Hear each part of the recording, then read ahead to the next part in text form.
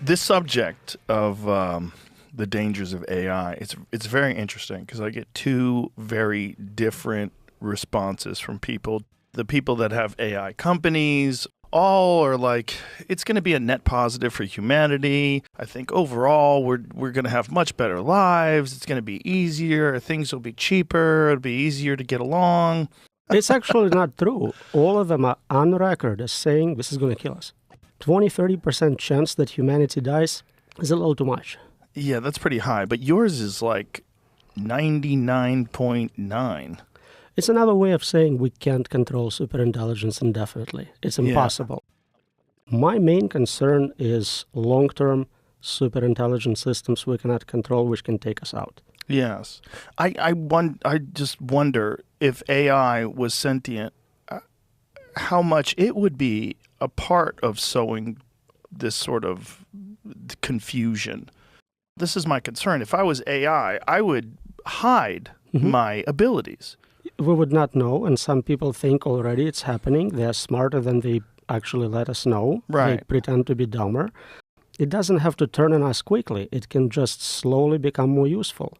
It can teach us to rely on it, trust it, and over a long period of time, we'll surrender control without ever voting on it or fighting against it.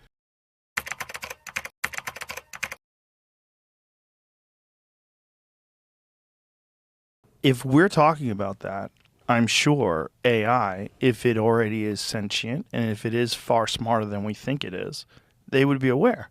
I think sentience is a separate issue. Usually in safety, we only care about capabilities, optimization, power, whatever it has. Consciousness, internal states is a separate problem we can talk about. It's super interesting, but we're just concerned that they are much better at problem solving, optimizing, pattern recognition, memorizing, strategy.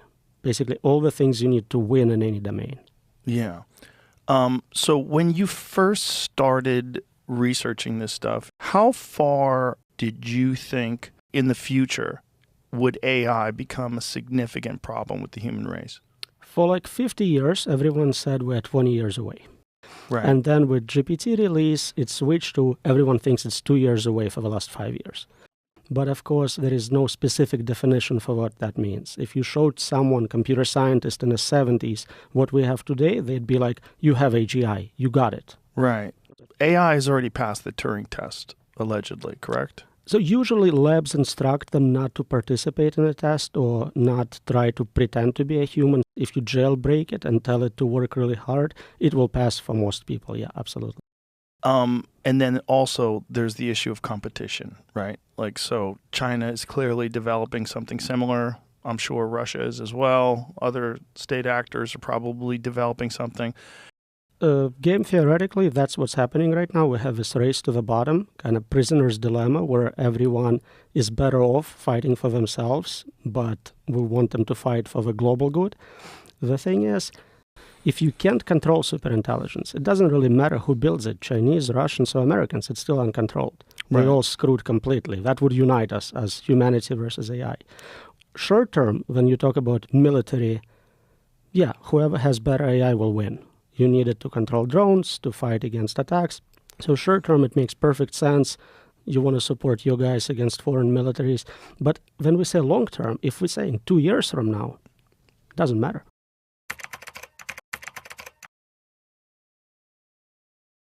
Right. It seems so inevitable.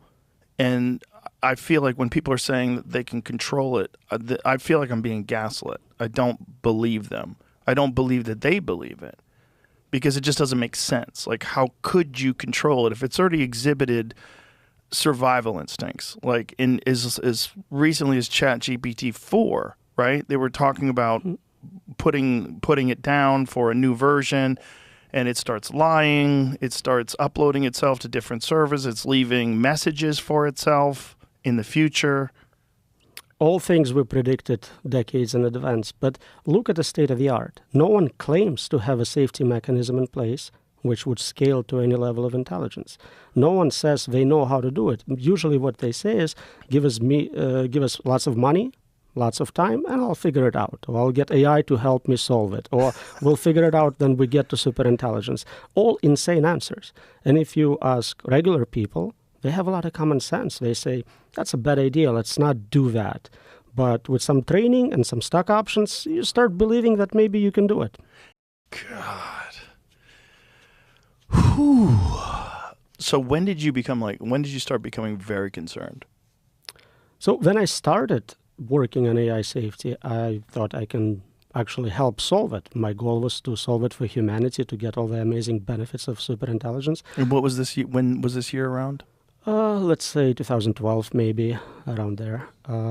But the more I studied it, the more I realized every single part of the problem is unsolvable. And it's kind of like a fractal. The more you zoom in, the more you see additional new problems you didn't know about. And they are, in turn, unsolvable as well. Oh, boy. How is your research received? Like when you talk to people that are, have you had communication with people at OpenAI and Gemini and all these different AI? I go to many conferences, workshops. We all talk, of course. In general, the reception by standard academic metrics is very positive. Great reviews, lots of citations. Nobody's published something saying I'm wrong. But there is no engagement. I basically said I'm challenging community to publish a proof. Give me something, a patent, a paper in Nature, something showing the problem is solvable. Typically in computer science, we start by showing what class the problem belongs to. Is it solvable, partially solvable, unsolvable, solvable with too many resources? Other than my research, we don't even know what the state of a problem is, and I'm saying it's unsolvable. Prove me wrong. And when you say it's unsolvable, what is the response? So usually I reduce it to saying you cannot make a piece of software which is guaranteed to be secure and safe. And the response is, well, of course, everyone knows that. That's common sense. You didn't discover anything new. And I go, well, if that's the case, and we only get one chance to get it right. This is not cybersecurity where somebody steals your credit card, you'll give them a new credit card. This is existential risk. It can kill everyone. You're not going to get a second chance. So you need it to be 100% safe all the time. If it makes one mistake in a billion, and it makes a billion decisions a minute, in 10 minutes you are screwed. If it makes one mistake in a billion, and it makes a billion decisions a minute, in 10 minutes you are screwed. So very different standards, and saying that, of course, we cannot get perfect safety is not acceptable. And again, stock options, financial incentives, they continue to build it, and they continue to scale and make it more and more powerful. I don't think they can stop. If a single CEO says, I think this is too dangerous, my lab will no longer do this research, whoever's investing in them will pull the funds, will replace them immediately. So nothing's going to change. They'll sacrifice their own personal interest, but overall, I think the company will continue as before. So this is logical. And the problem is, like I said, when I've talked to Mark Andreessen and many other people, they think this is just fear-mongering. We'll be fine. This is worst-case scenario. We'll be fine. It is worst-case scenario, but that's standard in computer science, in cryptography, in complexity, in computability. You're not looking at best case. I'm ready for the best case. Give me utopia. I'm looking at problems which are likely to happen. And it's not just me saying it. We have Nobel Prize winners, Turing Award winners, all saying this is very dangerous, 20-30% p-doom. This is standard in industry. 30% is what surveys of machine learning experts are giving us right now. So what is worst case scenario? Like, how could AI eventually lead to the destruction of the human race? So you can asking me how I would kill everyone. Sure. And it's a great question. I can give you standard answers. I would talk about computer viruses, breaking into maybe nuclear facilities, nuclear war. I can talk about synthetic biology, nanotech. But all of it is not interesting when you realize we're talking about superintelligence, a system which is thousands of times smarter than me. It would come up with something completely novel, more optimal, better way, more efficient way of doing it. And I cannot predict it because I'm not that smart. Jesus. That's exactly what it is. We're basically setting up an adversarial situation with agents which are like squirrels versus humans. No group of squirrels can figure out how to control us. Right. Even if you give them more resources, more acorns, whatever, they're not going to solve that problem. And it's the same for us. And most people think 1 or 2 steps ahead. And it's not enough. It's not enough in chess. It's not enough here. If you think about AGI and then maybe superintelligence, that's not the end of that game. The process continues. You'll get superintelligence creating next level AI.